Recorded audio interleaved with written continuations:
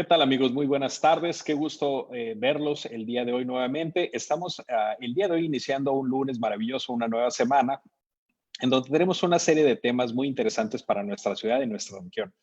El día de hoy tenemos un invitado muy especial que es toda una leyenda precisamente en temas relacionados a salarios, encuestas, números, estadísticos, etcétera, ¿no? Para ello le pedimos que por favor se autopresente.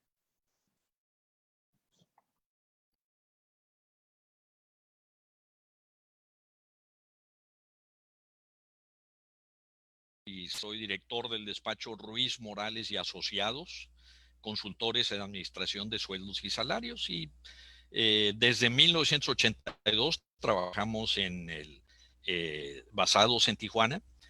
Nuestra base de datos salarial cuenta con información actualizada de 197 empresas, tanto maquiladoras como no maquiladoras, que representan un poquito más de 200,000 empleados en Baja California.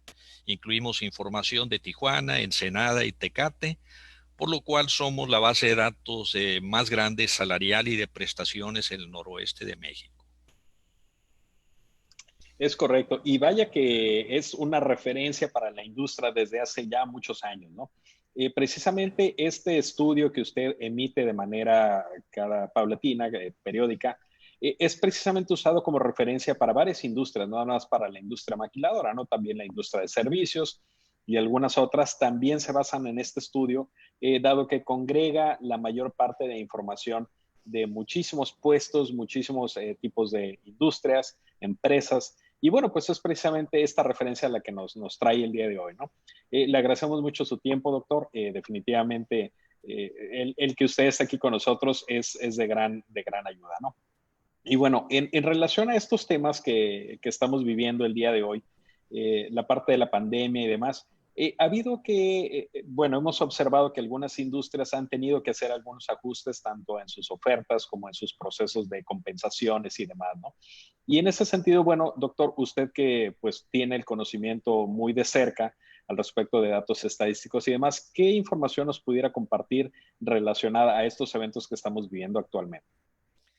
Bien, como comentas, es una situación inédita, ¿no? Nunca habíamos tenido una pandemia, sí habíamos tenido recesiones económicas anteriores, ¿verdad? En la del 2008, aquí en Tijuana, nada más para darles una idea, pues perdimos más de 45,000 empleos en la recesión del 2007 al 2009. En la del 2000 perdimos 61,838 empleos, nada más en Tijuana y en Maquiladora, ¿no? Lo que hace inédito esto es, bueno, el mercado sí se estaba desacelerando y lo veíamos con menores tasas de crecimiento. Lo que sí es inédito es de que el efecto pues es general, ¿no? Todavía en la recesión del 2008 tuvimos el caso de paisanos que venían saliendo de Estados Unidos y se ubicaban en empresas nacionales porque la maquiladora pues estaba en un proceso todavía recesivo, ¿no? Estaba ajustando sus planes de producción a una reducción en la demanda, ¿no? Entonces se pudieron colocar en, algunos en las empresas nacionales, ¿no? Lo inédito ahora es de que nos está golpeando tanto industria maquiladora, que es pues bastante importante por su número, como en las empresas nacionales, ¿no? Entonces aquí lo que veo es de que pues tenemos dentro de sueldos y salarios, tenemos para el 2020 tres retos principales, ¿no? El primer reto es mantener la competitividad de nuestras organizaciones para poder accesar al nivel de talento y retener a la gente de talento que tenemos en las empresas, ¿no? El segundo punto es un concepto que lo empezamos a vivir ya el año pasado, que es de equidad interna, ¿no? Y cuando hablamos de equidad interna, estamos hablando del valor de los puestos entre sí. Esto se nos agravó el año pasado, especialmente con los niveles más bajos, ya que tuvimos un incremento donde se duplicó el salario mínimo a nivel fronterizo. y pocas, para no decir ninguna empresa, pues lo había previsto, ¿no? Entonces, ¿qué es lo que sucedía? Pues hubo un descontrol, empresas que decían, oye, yo pago más que el salario mínimo, pues sí, con las prestaciones, ¿no? Pero el salario base es lo que tienes que ajustar. Entonces, bueno, pues eso fue un golpe muy fuerte para muchas empresas, los incrementos que ya estaban presupuestados, pues lo tuvieron que meter directamente a hacer estos ajustes legales, ¿no? Entonces aquí dio en varias empresas un problema que se pensaba abocar este año, ya con los presupuestos, ¿verdad? Decir, ok, pues vamos a tratar de resolver los problemas de equidad interna, ¿no? Y si me permites un ejemplo nada más rápido, si hablamos de un auxiliar de almacén, el auxiliar de almacén, pues es un puesto de entrada en el área de materiales, es parte de un plan de carrera. Una vez que se pueden certificar como operadores de montacargas, suben a operador de montacargas y el diferencial salarial pues puede ser un 24%, ¿no? El hecho de certificarse. ¿Ok? Sin embargo, ¿qué sucedió en varias de las empresas? Pues tenían el auxiliar de almacén abajo del mínimo, tuvieron que ajustarlo y ya el diferencial quedó entre un 2.9 entre lo que era el auxiliar de almacén y el siguiente puesto, ¿no? Entonces aquí es donde las empresas les crea un reto, ¿no? Decir, híjole, ¿dónde está la motivación de certificarte como operador de montacargas cuando el diferencial salarial va a ser un 2%? Y en el otro lado de la moneda tenemos el problema de la gente que ya ocupa ese salario, es decir, de operadores de montacarga, decir, oye, pues yo entré en el nivel, me preparé y había un diferencial y ahora pues ganan casi lo mismo que yo gano porque no alcanzó el presupuesto para hacer los ajustes para todos los puestos. Entonces, pues, ¿cuál es mi motivación para apoyar a la gente que se está desarrollando? ¿No? Entonces, fue un reto bastante difícil el año pasado y es parte de la tarea que quedó para este año, ¿no? De hecho, vemos los presupuestos estuvieron más altos de las empresas, los presupuestos salariales, para tratar de resolver este problema de equidad interna. ¿No? Y el tercer reto, que podemos profundizar un poquito más, un poquito después de la plática, pues esa parte extra, ese plus que algunos llaman ese salario emocional, ¿no? ¿Qué es lo que puedo hacer para apoyar a mis empleados, ¿no? Que no tiene un impacto financiero, ¿no? Sobre el salario. Perdón. Sí, doctor, completamente de acuerdo con lo que nos dice, ¿no? Yo creo que el factor que más desestabilizó a la industria, no tanto por el cambio de la base salarial que se tenía, puesto que Baja California es uno de los estados que paga mejor en relación al resto de la República, pero sí al momento ya de sumar o integrar esa parte a la estructura o al tabulador interno de cualquier empresa, creó bien un desbalance, un desequilibrio, ¿no? Y que esa, como usted bien lo mencionaba, es parte de la tarea que se ha estado haciendo a lo largo de estos varios meses ya, ¿no? Y Uh que -huh. aún varias empresas todavía siguen en proceso de terminar de ajustar, ¿no?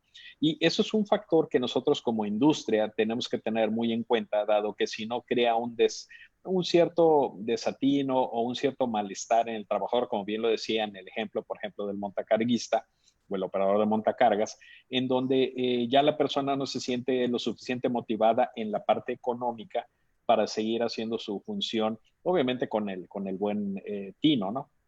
Y eso es un factor que, como comentaba usted, entra también dentro de la parte del salario emocional, o sea, cómo yo tengo que balancear todos estos diferentes factores como un factor humano, en donde creo la estabilidad económica, por un lado, a través de un tabulador equitativo, y por otro lado, integro todos los motivantes que no son relacionados a lo económico, como el salario emocional que usted decía, para que pueda continuar la empresa estando en un buen balance, ¿no? Y seguir operando de manera, pues ahora sí que eficiente, ¿no?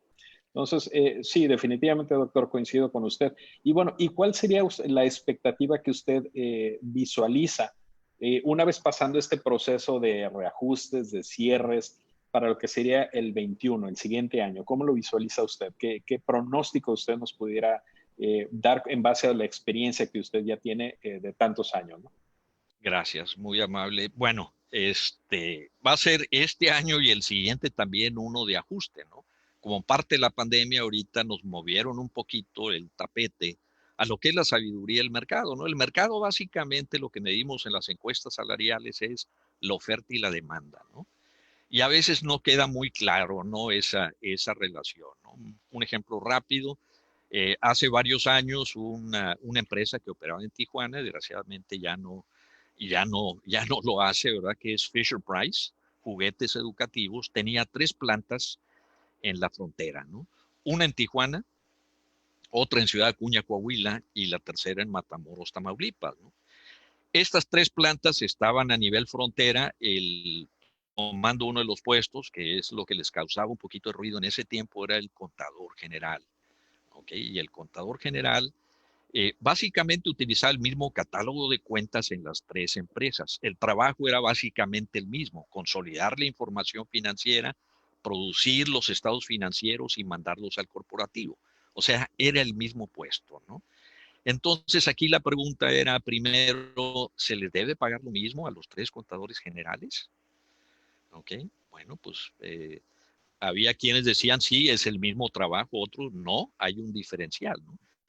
Y aquí lo que sorprendió a muchos dentro de la empresa y algunos afuera que han participado en nuestros cursos salió que el contador más caro que tenía esa empresa no estaba en Tijuana, ¿no? A pesar de ser la mayor concentración de empresas maquiladoras en toda la República, un poquito abajo de 600 empresas, entonces no era el más caro, ¿no?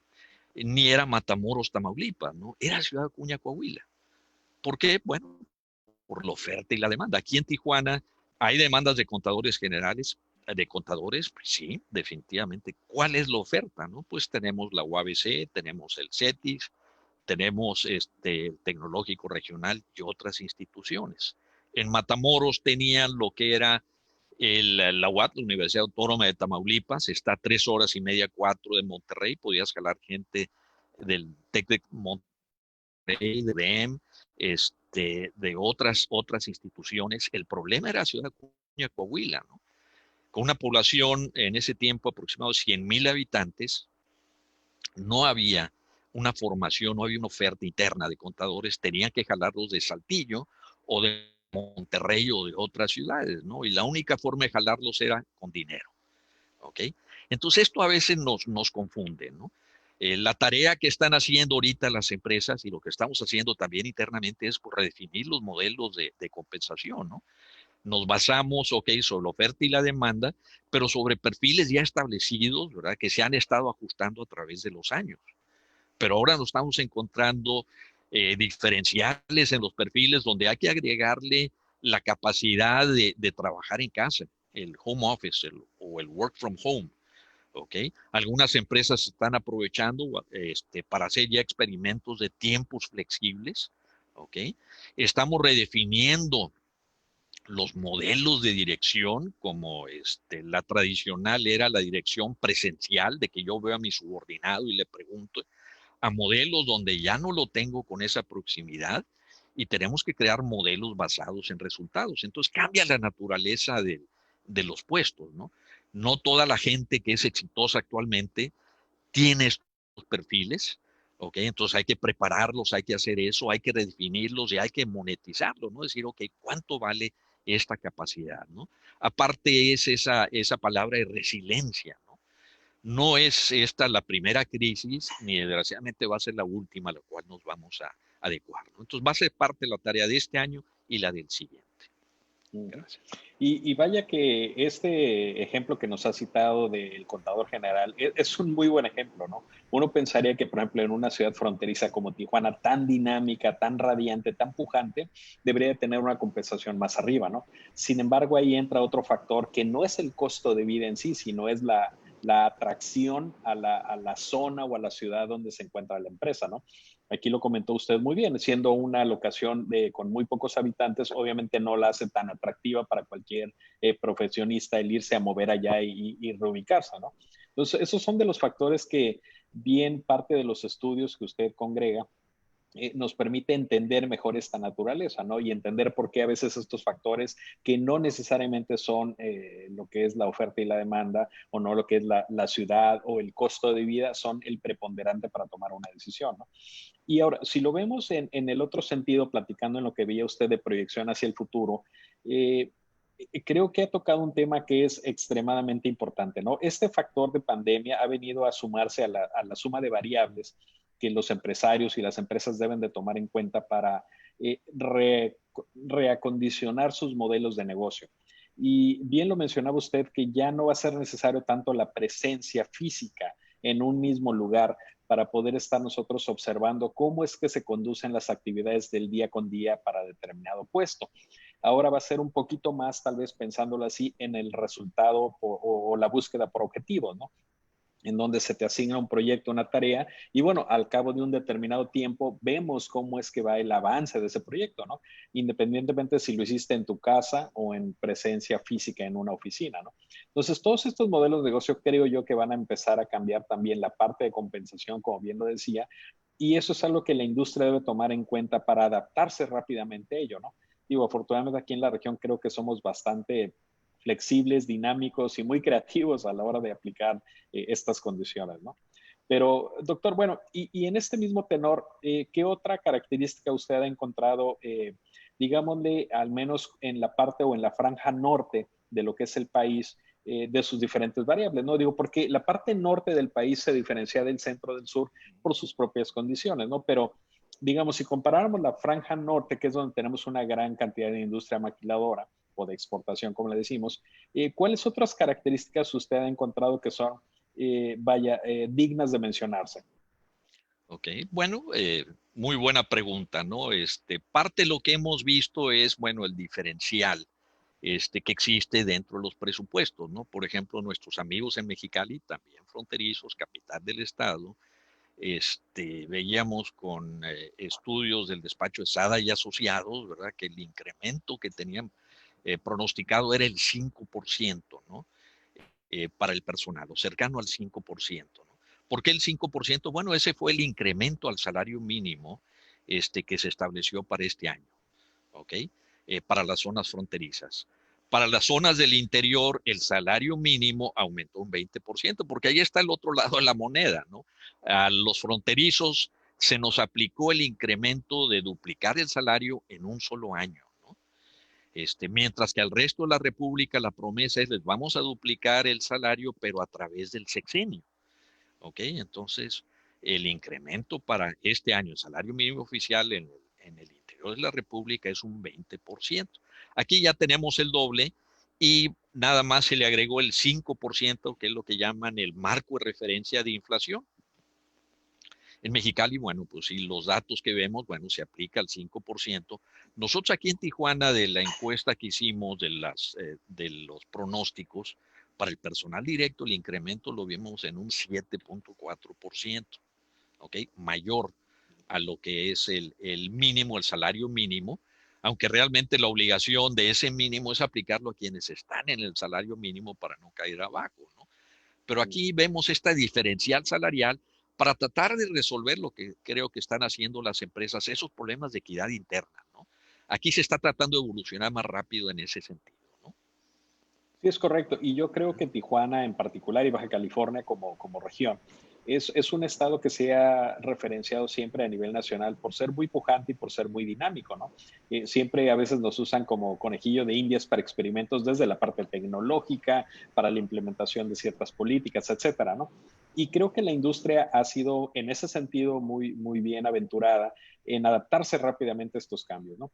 Pero bueno, viendo el tema que usted mencionaba de equidad, doctor, ¿cuál considera usted que sería uno de los factores preponderantes que la empresa o el Departamento de Recursos Humanos debiera de estar enfocándose hoy en día? Usted mencionaba en un principio, bueno, obviamente es cuidar la diferencia que existe entre un puesto y otro para no dejar una cercanía prácticamente nula entre un puesto y otro. Y por otro lado, mencionaba también la parte de lo que es el salario emocional. ¿Cómo ponderaría usted o qué recomendación le daría usted a la industria en ese sentido? Bien, pues a la industria y las empresas en general, parte de la tarea importante para este año es revisar los perfiles que tenemos, ¿no? Es darle un regreso al análisis de puestos, ver nuestras descripciones de puestos y ver realmente qué cambios han sufrido o van a sufrir por estos nuevos cambios, ¿no? Por la pandemia y por la situación económica que vamos a vivir, ¿no? Entonces las empresas tienen que hacerlo, ¿no? Tenemos otro tipo de presiones, por ejemplo, a principio del año varios de nuestros clientes decían, oye, pues cuánto le pago a un psicólogo, ¿no? Ahora por la NOM 035 de los riesgos psicosociales, ¿no? Y allí pues la respuesta es, bueno, ¿qué quieres que haga el psicólogo, no? Hay algunas empresas que decían, voy a contratar un clínico. Ah, caray, entonces vas a dar terapias. Otras empresas decían, vamos a contratar, el perfil que tenemos es de un psicólogo organizacional que tiene una idea de qué es la empresa, que puede hacer los diagnósticos y canalizar los diferentes problemas, ¿no? Entonces, eso es lo que tienen que hacer las empresas, ¿no? Revisar las descripciones de puestos, para definirlas. Lo mismo nosotros tenemos que revisar nuestra referencia de mercado y decir, ok, ¿qué es lo que se necesita, ¿no? Y en algunos casos vemos algunos puestos que están cambiando, ¿no? Un ejemplo rápido, en la crisis que tuvimos en el año 2000, pues aquí en Tijuana perdimos más de 60,000 empleos, nada más en la industria maquiladora. Había un puesto en ese tiempo, ¿verdad?, que yo no le encontraba mucha lógica desde el punto de vista de equidad interno, que era el gerente de capacitación. ¿Por qué? Bueno, pues estamos creciendo, ¿verdad? Acababa de entrar el NAFTA, el crecimiento de la industria era de 2 dígitos. Varias de las empresas empezaron a aparecer empresas con miles de empleados que ya tomaron una estructura corporativa y crearon el puesto del gerente de capacitación. ¿Ok? Yo lo que no, lo que veía con recelo es decir, oye, pero el diferencial entre el gerente de capacitación y el gerente de recursos humanos es muy pequeño, ¿no? Siendo que las responsabilidades son muy diferentes. Nuevamente, la respuesta fue la oferta y la demanda. Lo curioso es de que entra esta crisis en el año 2000, perdemos más de 60,000 empleados y uno de los primeros puestos que desaparecieron fue el gerente de capacitación. Y eso no fue que las empresas dejaron de capacitar, nomás decir, oye, pues vamos a redimensionar, ¿no? Y vimos, bueno, desaparece esos puestos de gerente de capacitación. Sin embargo, los supervisores de capacitación tuvieron un brinco muy fuerte. Las empresas no dejaron de capacitar. Ese puesto de gerente de capacitación ya volvió a aparecer, ¿no? Pero ahora sí con una sana distancia, y esto es lo que nos marca el mercado, ¿no? Entre puestos que tienen diferentes niveles de responsabilidad. En este caso, el gerente de recursos humanos y el gerente de capacitación, ¿no? Doctor, o sea que usted en este momento recomendaría a las empresas que así lo tuvieran la oportunidad, el sentarse y hacer un análisis interno, en tanto parte de la equidad, por un lado, obviamente, pero también por otro lado, para ver qué puestos son los que realmente son eficientes y eficaces dentro de una organización. O sea, vaya, que le van a dar un verdadero valor a la organización para ayudarla a sobrellevar cualquier crisis, ¿no? Como la que vivimos el día de hoy, pero que pudiera ser para un futuro, ¿no? Entonces, ¿usted estaría de acuerdo en esto? Este es el momento precisamente de analizar internamente la empresa para dar un cambio, una reestructuración. Definitivamente, ¿no? Tenemos que ver, bueno, el valor agregado, pero también tenemos, no nada más es ver es un cambio discreto en un solo puesto, tenemos que ver los planes de carrera, cómo llegamos a este puesto, ¿no? Vamos a depender del mercado para tener que estar jalando gente para llenar esas vacantes, o cómo los vamos a preparar internamente, ¿no? Que esto es lo más motivante para los empleados dentro de las empresas, ¿no? De no estar viendo que para los puestos claves se está trayendo continuamente gente de fuera, a diferencia de decir, oye, pues se están desarrollando, está llegando gente que formó parte de ese plan de carrera a los puestos claves dentro de la organización, ¿no? Entonces es el momento de ver no nada más las descripciones, sino las trayectorias, los planes de carrera, ¿no? ¿Cuáles son los niveles? Y ver cómo han cambiado por esta situación, ¿no? Decir, bueno, anteriormente, pues no había esos factores que hoy estamos viendo como la pandemia, ¿no? Estados, como te había comentado, de modelos completamente diferentes de dirección, ¿no? Ya diferente lo presencial, ¿verdad? Que genera en los trabajadores o en sus asociados yo le llamo el síndrome del taconeo, ¿no? Más bien que viene el supervisor y todo el mundo, o el jefe y todo el mundo hace como que trabaja, ¿no? Ahora ya estamos en un estado más maduro, ¿no? Como bien decías, tenemos que fijar objetivos, ¿no? ¿Cuál va a ser el seguimiento de esos objetivos para lograr esos proyectos, ¿no? Ujú. Sí, y yo coincido con usted, doctor. Realmente la industria, así como en general todo el mundo, tuvimos que dar un brinco, sobre todo en Latinoamérica, ¿no? Donde no estábamos tan conscientes o tan asiduos a lo que es el home office. De repente tuvimos que hacerlo, ¿no? ¿Por qué? Porque algún tipo de industria no pudo parar lo que era la industria esencial, algunas empresas maquiladoras que obviamente tenían que seguir produciendo y el trabajo que tenía que salir, ¿no? Incluso para aquellas que no eran esenciales, algunas de ellas tenían que seguir operando desde fuera, ¿no? Desde algún punto, desde casa, etcétera, ¿no? Entonces, todo eso yo creo que viene a ser un empuje que la industria debe de analizar y entender y sobre todo hacer propia para que en una situación similar que en el futuro se presente, como pudiera ser, por ejemplo, una huelga de materiales en Long Beach, alguna catástrofe en alguna parte del mundo que afecte lo que es el suministro de materiales, o sea, que ya no sea el estar atenidos por un lado, en el aspecto de recursos humanos, nada más estar atenidos, o sea, bueno, pues es que si no estoy en la oficina, pues no produzco, ¿no? Y también lo que decimos muchas veces a manera de broma, como usted lo comentaba, el taconeo, ¿no? O sea, viene el supervisor y ahora sí hago como que trabajo, ¿no? Por ejemplo, en la empresa donde yo estoy, parte del que nosotros creemos es incluso en ir reduciendo la jornada de la semana, ¿no? De estar en 48, ahorita vamos en 45 y así lo seguimos haciendo y tratamos de llegar a menos horas, ¿no? Porque creemos que dentro de lo que es el día de laboral, muchas veces se pierde mucho tiempo. Se pierde mucho tiempo en que el cafecito, que el ir al baño, que me pinto en el baño, etcétera, ¿no? Y que son minutos que realmente, pues, si lo suma a lo largo del día, a veces son horas, ¿no? Que no tiene ningún factor o ningún beneficio para la empresa, ¿no? Entonces, creo y considero, al igual que usted, que las empresas deben de reinventarse y adaptarse a estas nuevas estrategias de hacer los trabajos desde lugares remotos, como puede ser la casa o etcétera, ¿no? Y que solamente estaba acostumbrado el alto ejecutivo a hacerlo, ¿no? En algún vuelo, en algún viaje, pues iban actualizando en su laptop todos los reportes que iban a presentar a corporativo o a dirección y que hoy en día, pues prácticamente ya cualquier persona los puede hacer desde cualquier lugar, ¿no? Digo, afortunadamente la tecnología ayuda mucho en esto, ¿no?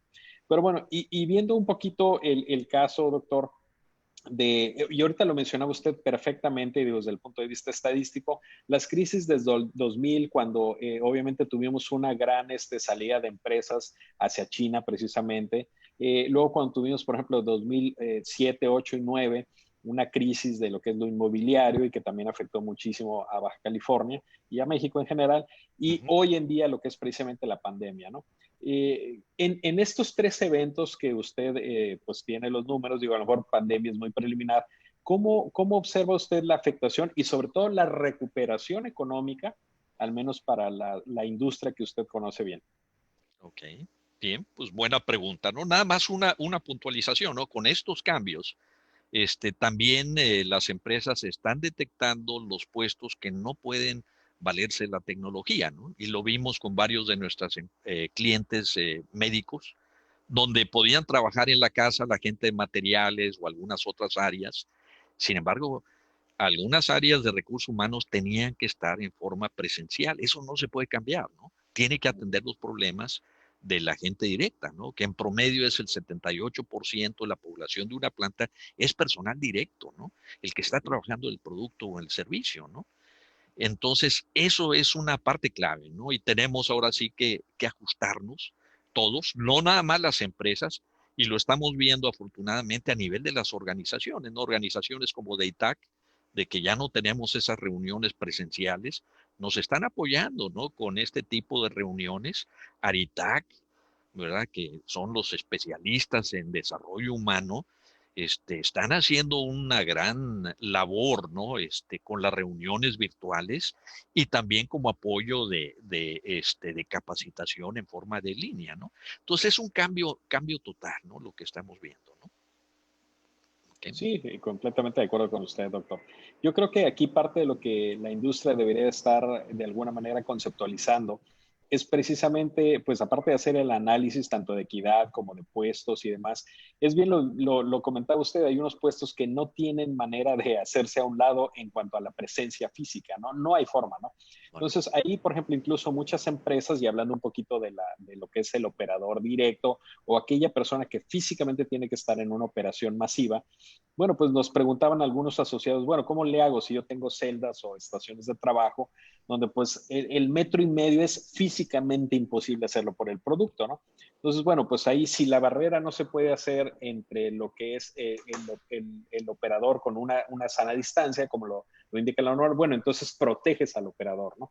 Y esto aplica también, me imagino yo, o desde su perspectiva, para las posiciones que están en oficinas o que son posiciones administrativas. Bueno, pues tienes que proteger entonces a la persona para que ella, pues al hacer sus funciones, no tenga ese contagio, ese potencial contagio, ¿no? Definitivamente, ¿no? Y aquí entra la parte emocional de decir, bueno, pues lo que no es financiero que comentas, bueno, que la gente sienta que se le está protegiendo, ¿no?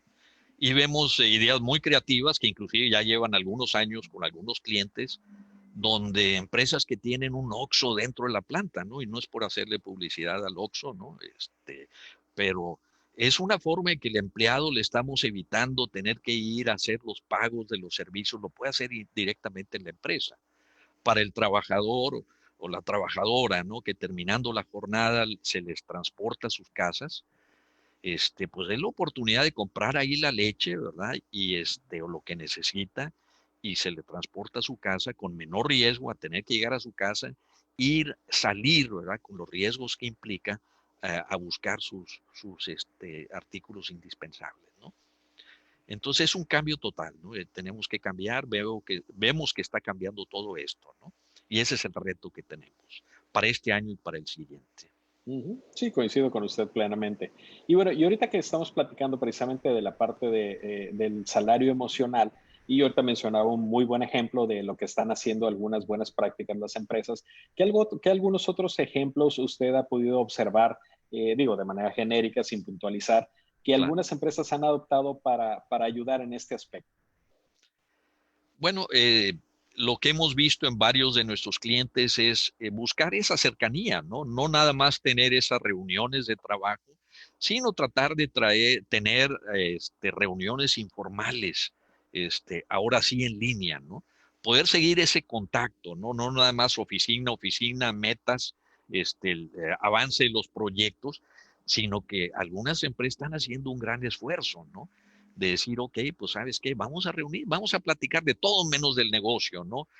Unos 20 minutos o media hora durante la semana, ¿ok? La idea es cambiar la percepción del trabajo, ¿no? Que la gente no se sienta, y ahorita es difícil, todos tenemos nuestros bajones de repente con esto de que, híjole, pues ya el semáforo, ya esperábamos para estas etapas ya estar trabajando, y pues todavía no se abre totalmente en todas las industrias, ¿no? Entonces, tanto lo que es ese tipo de apoyos a veces son simbólicos. Algunos de nuestros clientes dando, oye, pues por haber venido aquí tienes una despensa especial, ¿no?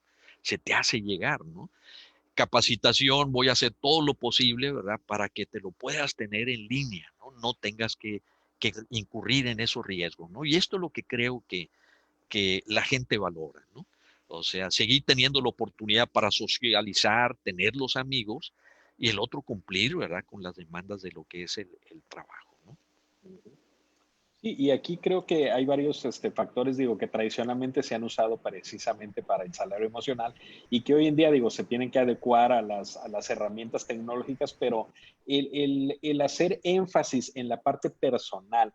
Por ejemplo, muchas veces las empresas se acercan y dicen, oye, es que ¿cómo le hago esa parte? ¿No? Bueno, primeramente desde consejos bien básicos como, pues saluda a las personas, ¿no? O sea, si te llegas tú como gran directivo o gerente de alguna área o de planta y no saludas a nadie porque te crees el Superman, pues obviamente crea una diferencia y obviamente un abismo empático, ¿no? Y creo que eso es Claro. también muy mal visto por parte de cualquier persona que está colaborando en una industria, ¿no? Entonces, el llegar, ser amable, ser cordial, siempre es bien visto, ¿no? Y es algo bien básico, ¿no? Y muchas veces no implica un costo, ¿no? Digo, y estamos mencionando ahorita algunos de ellos, ¿no? Usted lo mencionaba a través de una junta Zoom, donde a lo mejor después de abordar determinados temas, bueno, pues platicas un poquito, oye, ¿cómo está la familia? ¿Cómo están los niños? O sea, cuestiones fuera de lo habitual en cuanto al trabajo, ¿no?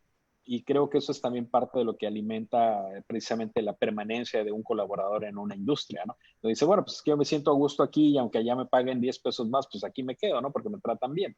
Eso es, al menos a mí me ha tocado verlo bastante en la industria, ¿no? En la parte afectiva, que es lo que muchas veces dejamos a un lado nosotros por estar tan enfocados en los resultados, ¿no? Pero, doctor, y bueno, y por ahí le preguntaba hace rato en relación a las tres, pues digámosle, crisis que hemos tenido en Baja California y en México y en el mundo, en relación a lo que es 2000, 2008 y en esta en particular. ¿Cómo considera usted que sería la recuperación que tendríamos aquí para Tijuana o para el estado de Baja California?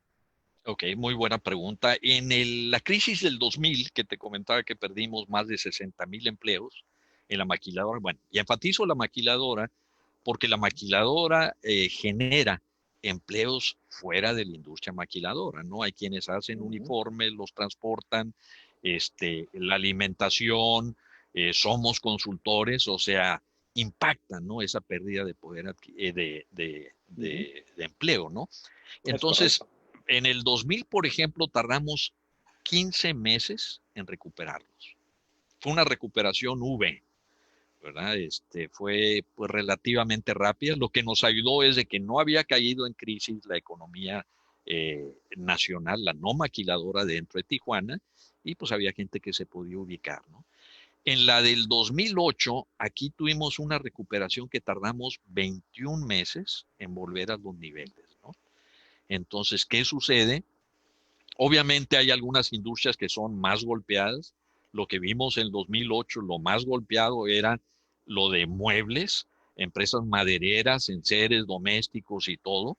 Y tiene su razonamiento, es decir, oye, si el 80% de nuestro cliente que le exportamos es Estados Unidos está en recesión, pues compran menos productos, ¿no? Que no son necesarios. También cayeron autopartes, ¿no? ¿Por qué? Bueno, pues es que no hay capacidad, ¿verdad? Se están tratando de recuperar de esa recesión, ¿no? A diferencia de las médicas, ¿verdad? Que pues siguieron creciendo.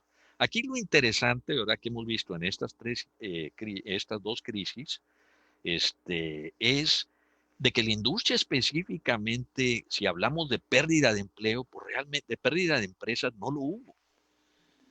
O sea, lo único que sucedió es, ok, las empresas bien definidas en base a su demanda, lo único que hacían es reducían sus niveles de producción, ¿no? En base a la reducción en la demanda, pero seguían allí estableciendo.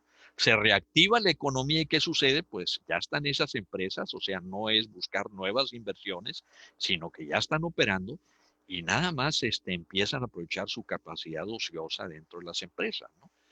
Entonces, creo que va a ser difícil. Algunas proyecciones que hemos visto es que se van a reducir un número considerable, mayor a lo que tuvimos en el 2008 de empleos. Se van a reducir, pero se van a recuperar, ¿no?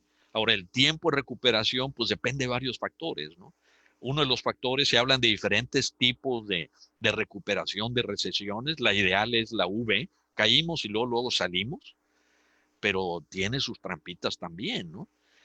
Ya lo vimos con el reporte de puestos generados, de trabajos generados en Estados Unidos del viernes, ¿no? Que lanzaron todos los cohetes y las trompetas y todo porque se habían generado 2,5 millones y ya salieron a decir, oye, estaba mal calculado, hay un error de cálculo, ¿no? Ups.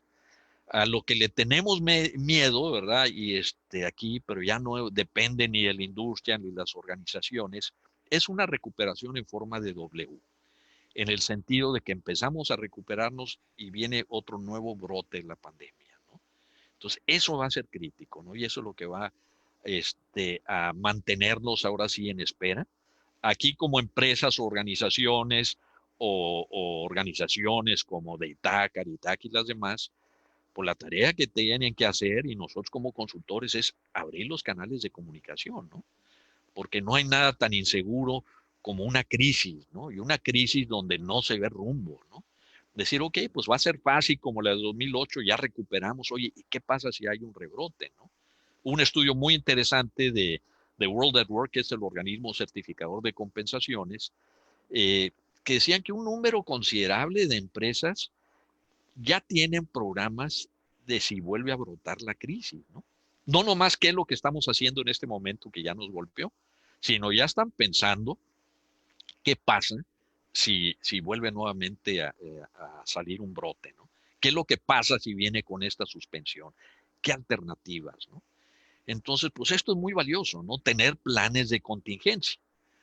Después del 2008 vimos algunos de nuestros clientes, me llamó mucho la atención, se dieron cuenta, oye, pues las crisis son cíclicas. O sea, se repiten normalmente cada 7 u 8 años. En este caso se había prolongado más, pero caímos finalmente. Y algo que vimos en algunas clientes que nos llamó mucho la atención, empezaron a diversificarse. Vimos algunos casos, soy empresa electrónica o soy empresa metalmecánica, pero empezaron a abrir áreas o empresas relacionadas en forma local con lo médico, ¿no? Que es el tipo de industria contracíclica, ¿no? Entonces, bueno, ya son estrategias en todos los niveles, ¿no? Lo que hacemos nosotros dentro de las plantas, lo que hacemos a nivel entorno a través de los organismos como de ITAC y ARITAC, y lo que hacemos a nivel ahora sí macro, ¿no? Ya las empresas de definir ahora sí las estrategias, ¿no? Excelente análisis, doctor. La verdad es de que Muchas muy gracias. valiosa la información que nos comparte. Y bueno, y si alguna de las personas que nos está escuchando quisiera conocer un poquito más de la información que ustedes generan, ¿a dónde se pudieran contactar o dónde pudieran buscar esta información? Bien, pues directamente con nosotros, con el despacho Ruiz Morales y Asociados. Y si les pediríamos a ustedes, tanto ustedes como nuestros amigos de Aritac, después de pláticas, cuando hay inquietudes que nos las hagan llegar, ¿no? Y con mucho gusto las podemos atender. No, pues claro que sí, doctor. Muchísimas gracias. En este momento, digo, a lo mejor pudiéramos abrir la sesión para si alguien tiene alguna pregunta dentro de las personas que nos escuchan. Pues adelante, lo pueden hacer a través del chat si quieren o si gustan levantar la mano y con eso pues les damos el uso de la voz, si la quieren hacer mediante esa forma, ¿no? Así que abrimos la parte de preguntas y respuestas. Si nos permite, doctor, unos minutos más. Claro Y que sí. excelente, muchas gracias. Pues bueno, a ver, creo que de las personas que están por aquí, a ver, por ahí, Federico Serrano, ¿tienes alguna pregunta que quisieses hacer?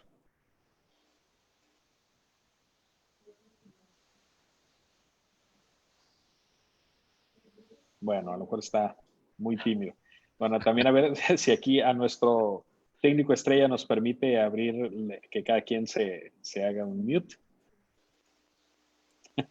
Muy bien, Si me perfecto. permiten, Federico, ¿quieres hacer directamente la pregunta? Si no, Sí, sí, adelanto. sí me escucho. Adelante, adelante, Federico. Sí, Juan, muy buenos días. Buenos Buenas días. tardes. Buenas tardes, Juan. Fíjate que se me ha hecho muy interesante, como siempre, tus exposiciones. Buenas tardes, Pati y Carlos. Buenas tardes. Creo que ahorita estamos viviendo, como tú lo has dicho, algo inédito que lo hemos visto dentro y fuera de las empresas. Y me llama la atención, ¿por qué? Porque vamos a tener que vivir con ello. Y esto significa el momento de que, pues, los famosos COVID puestos que se han creado de todo esto, esta pandemia, se han creado puestos nuevos con responsabilidades diferentes y el nuevo sistema de trabajar. Y aquí me llama la atención y algo de acuerdo a tu experiencia, la manera de evaluar y la manera de medir los resultados dentro y fuera de la organización. Eso yo creo que es vamos a tener que implementar o renovar un nuevo sistema para evaluar a las personas que anteriormente lo veías en acción en las líneas de producción o implementando nuevos sistemas de mejora, pero considero que ahora los sistemas tienen que modificarse y adecuarse a las necesidades para medir los resultados. ¿Cuál es tu punto de vista? Completamente de acuerdo, Federico. O sea, tenemos que cambiar tal vez creamos ahora sí como moldes de galletitas de McDonald's, ¿no? En los sistemas de administración del desempeño. Tenemos que actualizarlos, ¿no? Tenemos que tomar factores como la capacidad para adaptarnos a la tecnología. No todos los tenemos, y esto es determinante, ¿no? Y pues realmente le da mayor valor a la organización quien se adapta a la tecnología, ¿no?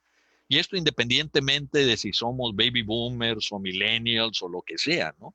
La otra también, y esto hay que preparar mucho a nuestros puestos directivos, nuestros puestos gerenciales y de supervisión, es este desarrollo de la capacidad de resiliencia, ¿no? Que quede muy claro, no es la primera crisis que nos está tocando, ni va a ser la última, ¿no? Entonces es muy importante el mensaje que transmitimos a nuestra gente, ¿no? El líder que empiezan los problemas y va por su cajita y ya empieza a guardar sus cosas para migrar, o el líder que toma el desafío, ¿no? Y que busca, no nada más idealizar el futuro, sino es proactivo, que está buscando, ¿no? Y esa es una de las cosas que pues vamos a tener que medir, o algunas empresas ya lo medían, ponerle una mayor ponderación en los sistemas de administración del desempeño, ¿no? Esa capacidad de ser proactivo, ¿no? Que se me presentó un golpe, a ver, ¿qué es lo que sigue, ¿no? ¿Cómo podemos salir de esto? ¿Cuál va a ser la forma, ¿no? Ahora sí, citando a Winston Churchill, ¿no? El gran político inglés, ¿no? Durante la Segunda Guerra Mundial, y tenía un dicho muy interesante, dice, oye, nunca hay que dejar una buena crisis sin aprendizaje, ¿no? ¿Qué es lo que aprendimos? ¿Qué es lo que tenemos que cambiar? Sí, Gracias. a eso me refiero, a los famosos COVID puestos que se van a tener que crear, y ahora ahora tan fácil es tener una intercomunicación a nivel mundial, que anteriormente lo hacías de una manera programada, ahora es como si estuvieras hablando día al día con diferentes países al mismo tiempo y tomando decisiones trascendentales a través de la tecnología. Definitivamente. Gracias. Así es. Gracias, al contrario, saludos. Federico. Muchas gracias por tu participación. Y bueno, pues creo que con eso estaríamos concluyendo, doctor. Le agradecemos muchísimo su tiempo, también toda la sabiduría que nos comparte. Ahora sí que usted es un compendio de sabiduría andando. Siempre el verlo exponer, y sobre todo cuando platica de algún ejemplo, siempre es muy, muy curioso el relacionar cómo es que ocurren las cosas, ¿no? Y me comentaba usted algo en su última intervención que decía, todas las crisis son cíclicas, ¿no? Y efectivamente son entre 7, 8 o 10 años máximo, ¿no? Y esta ya la habíamos postergado bastante, ¿no?